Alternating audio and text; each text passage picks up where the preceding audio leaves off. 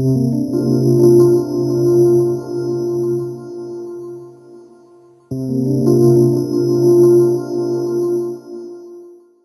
biggest impact you will see is soil erosion.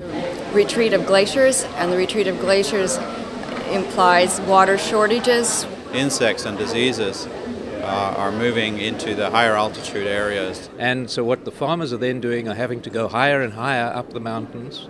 Chinese agriculture is suffering from much more flooding. We received more rain and floods in the whole history of probably 70 years. We have 4 seasons in the Philippines: hot and hotter, wet and wetter. You look an airplane fly all the superficies of the land. After 1 week, 2 weeks, all the agricultural production are completely destroyed. Increasing typhoons and rice vulnerability due to floods or salt tolerance. A major hurricane came through and flattened vast areas of forest.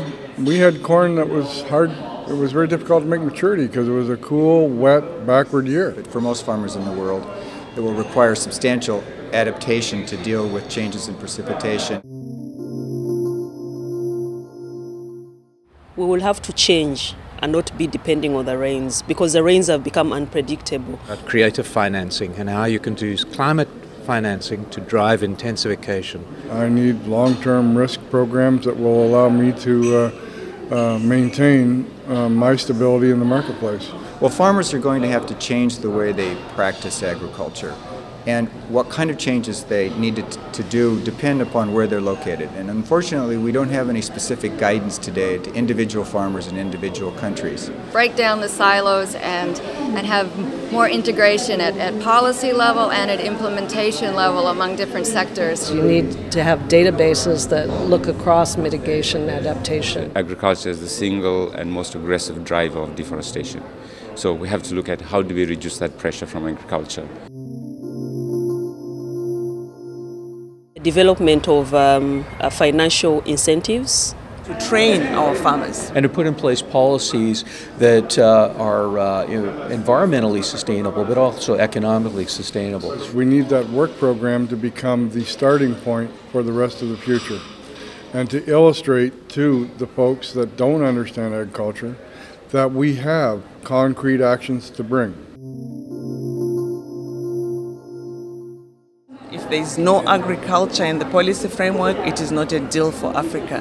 Have that commitment to agricultural research. Climate smart agriculture is the only way forward. Let's get a REDD+ decision. Get together and find a solution. Enable agriculture to play its role in climate change mitigation and adaptation, food security and development. We need changes, and we need changes now. To take note of agriculture both as a victim, a sensitive sector for climate change, but also a major role in achieving greenhouse gas reduction targets. Bring it down to the local level. Trust together without taking in consideration interests.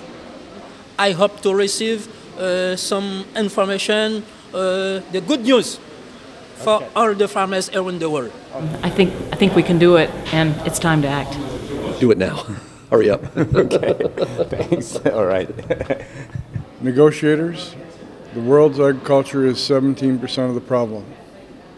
I will be 34%. I will be 51% of the solution. Give me a chance.